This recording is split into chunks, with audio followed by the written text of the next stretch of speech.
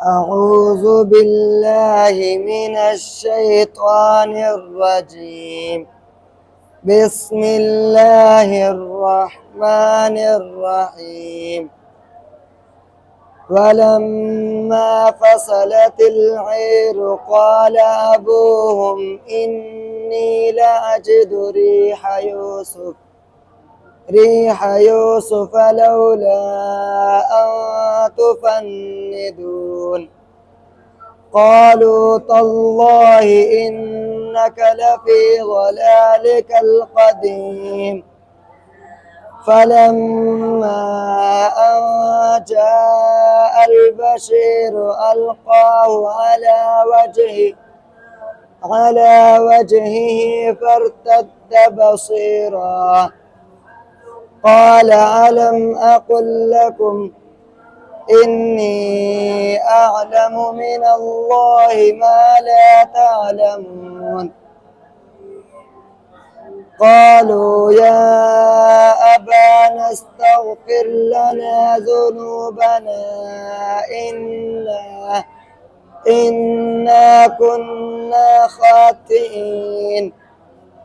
قال سوف أستغفر لكم ربي إنه هو الغفور الرحيم. فلما دخلوا على يوسف آوى إليه أبويه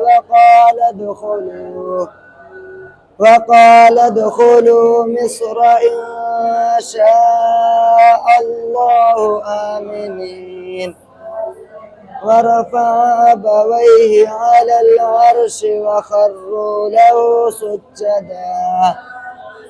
وقال يا أبت هذا تأويل رؤياي من قبل قد جعلها ربي حقا. وقد أحسن بي إذ أخرجني من السجن وجاء بكم من البدو من بعد أن نزغ الشيطان بيني وبين إخوتي.